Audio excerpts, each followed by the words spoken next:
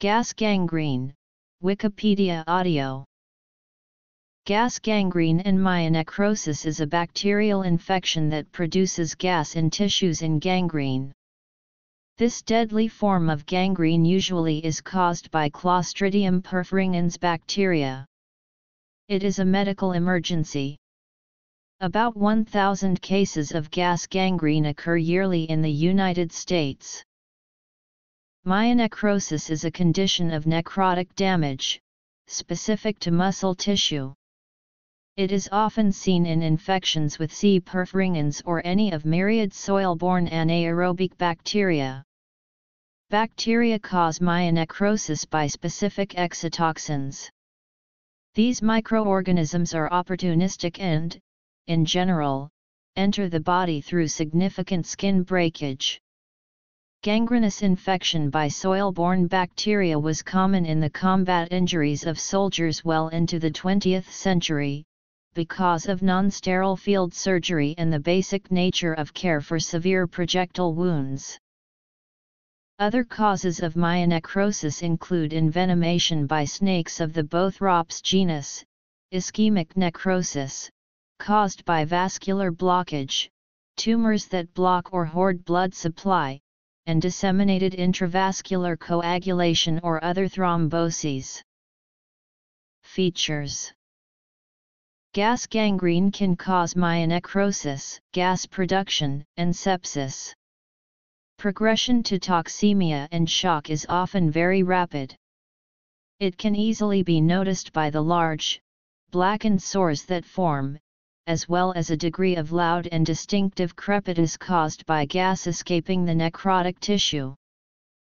Gas gangrene is caused by exotoxin-producing Clostridium species but less commonly C. septicum or C. rhamnosus, which are mostly found in soil, but also found as normal gut flora, and other anaerobes. The exotoxin is commonly found in C. perfringens type A strain and is known as alpha toxin. This alpha toxin is a lethal toxin and also known as phospholipase C. It increases vascular permeability and produces necrotizing activity. These environmental bacteria may enter the muscle through a wound and go on to proliferate in necrotic tissue and secrete powerful toxins. These toxins destroy nearby tissue, generating gas at the same time. Other organisms may occasionally cause gas gangrene. A gas composition of 5.9% hydrogen, 3.4% carbon dioxide, 74.5% nitrogen, and 16.1% oxygen was reported in one clinical case. Myonecrosis differs slightly from other types of necrosis. While the underlying causes are almost identical, the type of affected tissue is significantly more important for the patient's general health. Superficial necrosis is unsightly and can lead to unattractive scarring, but otherwise does not affect the patient's likelihood of survival or physical capability to the same extent. However, massive myonecrosis will likely result in the loss of movement of the entire region. If the necrotic damage is allowed to continue throughout an affected limb, then often that entire limb is lost permanently. It is often difficult to identify the extent of muscle damage, as C. perfringens may be at work in deeper facial layers below the skin. Unlike other anaerobic infections, discharge in these infections is often not purulent.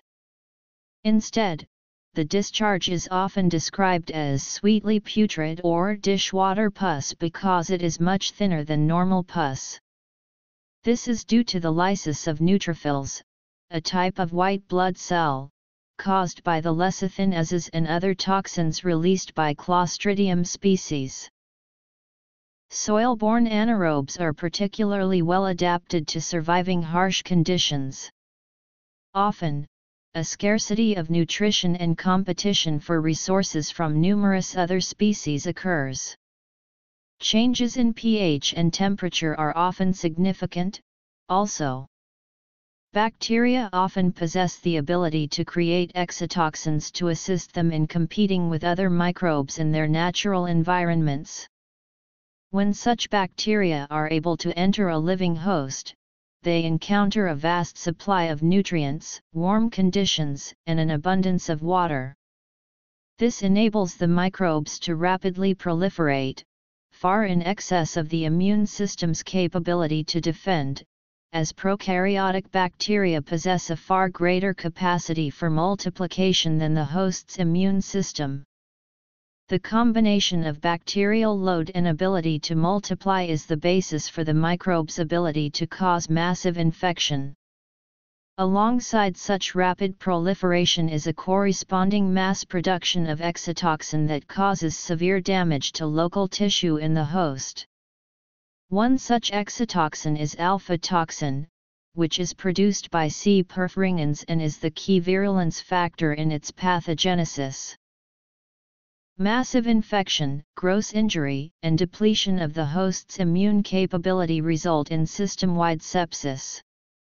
This is partly due to the burden on the immune system, its corresponding release of inflammatory cytokines, and the distribution of bacterial toxins.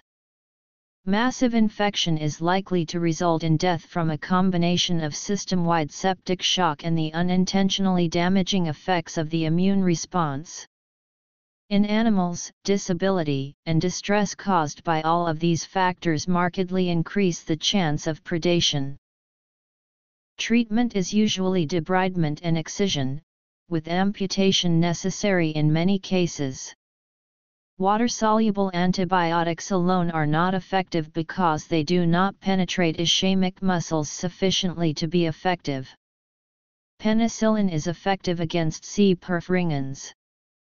When gas gangrene occurs in such regions as the abdominal cavity, the patient can be treated in a hyperbaric chamber, which contains a pressurized oxygen-rich atmosphere.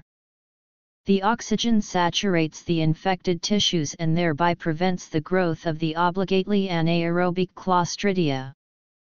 The growth of C. perfringens is inhibited when the availability of oxygen is equivalent to a partial pressure of around 9–10 kPa, so if the treatment is started early, this condition can mostly be cured.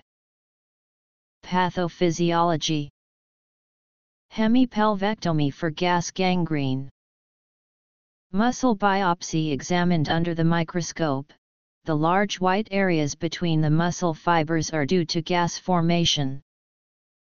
Gram stain of a muscle biopsy showing gram-positive, rod-shaped, anaerobic, spore-forming bacteria in the infected muscle tissue.